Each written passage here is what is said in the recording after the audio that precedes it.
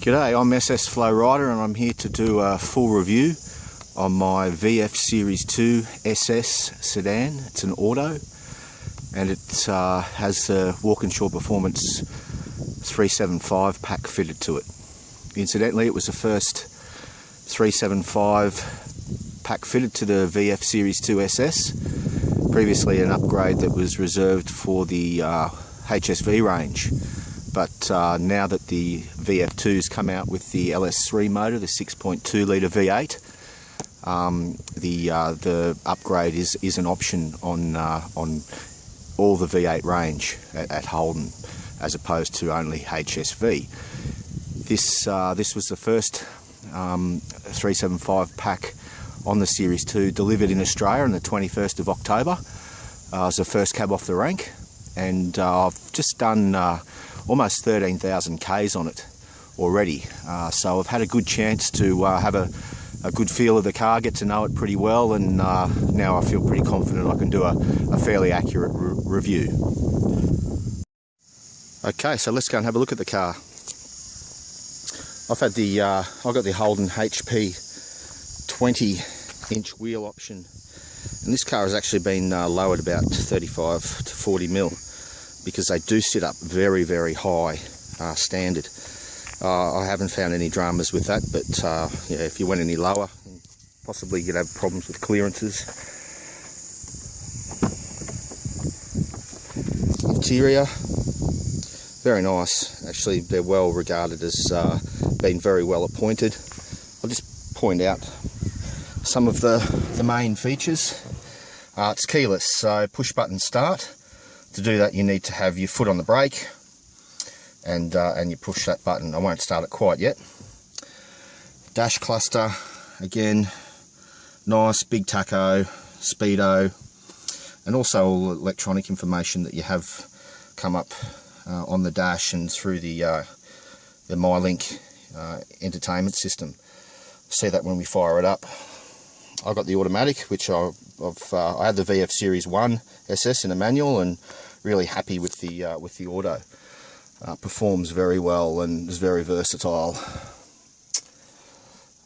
Stereo is pretty good, but no CD player. So the last Series VF had a CD player.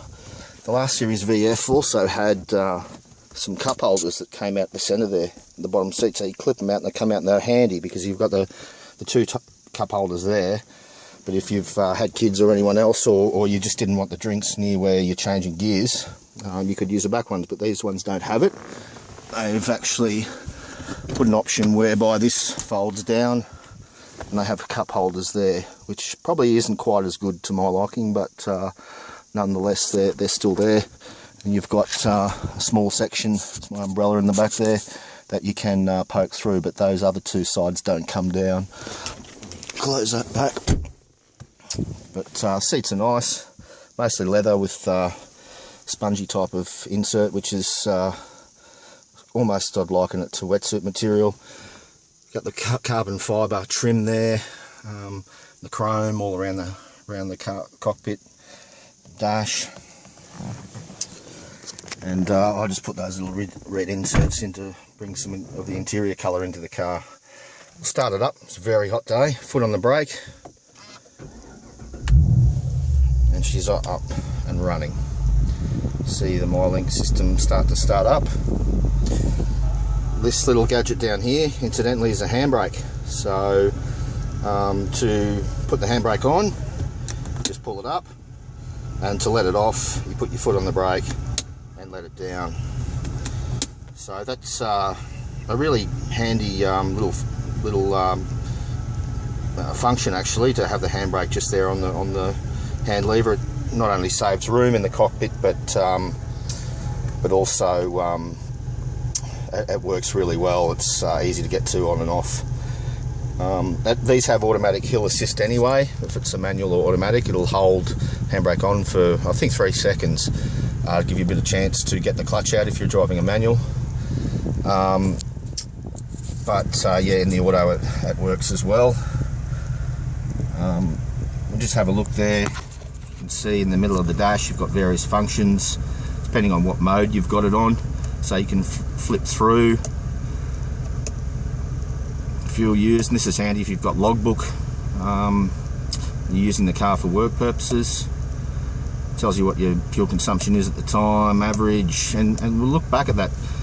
12.6 litres 100 over 13,000 Ks, and I've driven this thing pretty hard, but very hard at times, but I've also do a lot of highway driving, so that's across the 13,000 Ks that I've had it. I've never reset it, so 12.6 is pretty good considering I've taken it to the drags and given it a bit of a hard time as well. We'll go to the other functions: speed warning, battery voltage, and economy trends, your best average score, and that's only over 500 Ks, so you know, these things are capable of a lot better fuel economy than my average, and it probably goes to as a testament to how hard I've driven it at times. So that's the information that that you can get come up there on the dash. MyLink, some radio at the moment. Home, there's various functions. Set your Bluetooth up. Pandora, although that doesn't work with Apple phones.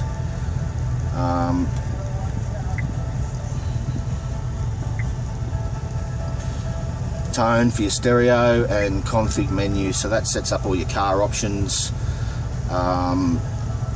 For example, your bimodal exhaust, which these things have standard, so you can turn it off, makes it quieter, turn it back on when you want a bit of noise. And I think we'll jump out now and have a little bit of a look on the outside of the car and pop the bonnet.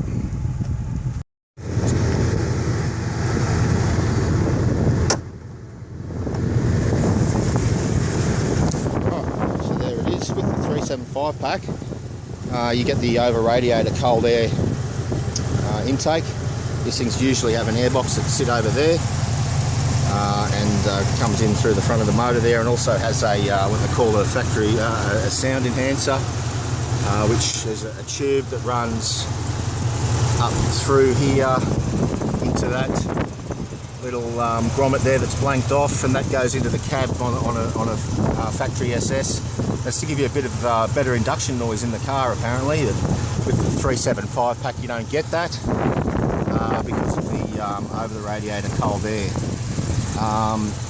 You also see ceramic coated extractors, pretty big, 1 5/8 inch 4-into-1 collectors, come through into some high flow cats, and it's 3 inch through to the twin 2.5 inch exhausts.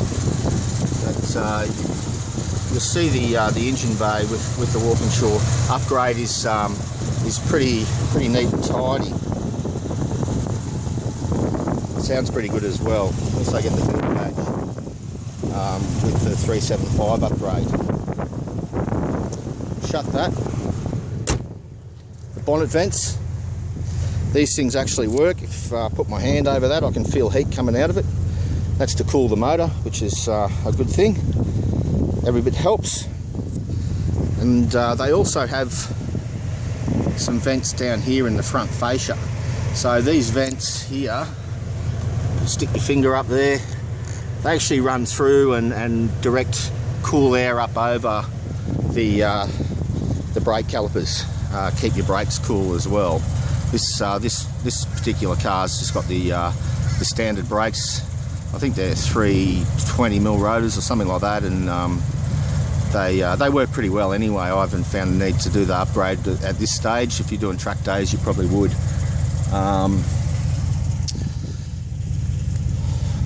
Here as well, you don't need a key to get in. So long as your keys are within a few metres of the car, it will sense it.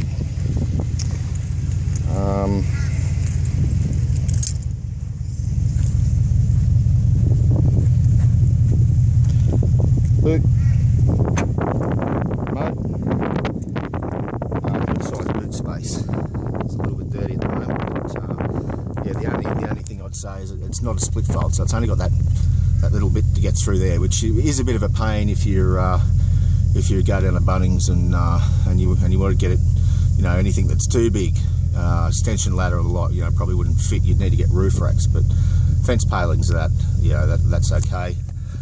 I also got this little thing here. It was pretty inexpensive from Holden.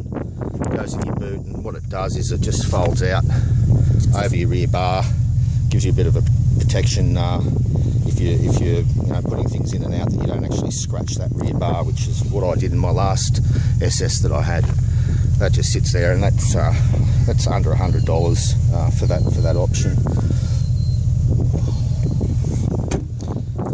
The 375 pack has the Walkinshaw badging on it, so it's got the Walkinshaw corporate logo, and the 375, which is the kit that's on this one, which is just basically a full Walkinshaw exhaust, cold air intake, and the remap the dyno tune on the computer, 3.5-inch exhaust tips, which sound pretty good, I must say, when you're under it. So that's my VF Series 2. Some of the performance specs on the car. If you check out my YouTube channel, you'll see some other videos on there. But so far I've run two 12.8 second quarter miles in it, in full stock trim, street trim, so with the full spare in the boot, jack and etc. These things do have a full size spare. 0 to 100 in less than 4.5 seconds. So I've got another video on my channel about that. And we're going back to the drags again in about 10 days time to run again, and I'm pretty confident I'm going to be able to get that down to about a 12.7 standing quarter mile time, which is pretty impressive with the auto. So in general, that's the car. There's a couple of other little things that I'll just quickly show you, and then we'll wrap it up. So it's nice and cool in here. I'll turn it off, the handbrake on, shut the car, lock it. Okay, so these things have a remote start, and that video is getting pretty unstable. What we'll do is to operate that, the remote start, and I've got another video on here that gives a bit more detail, but basically you just walk up, lock the car and hit the button on the remote. It'll flash and start up. That's handy if you want to get the aircon running before you jump in the car on a really hot day like today. So that's a feature that it's not just a gimmick, it actually works, and you do use it. So that's my VF Series 2 SS with Walkinshaw 375 pack. Check out some of my other videos if you want a bit more detail on the specifics of the car, and I hope you liked it.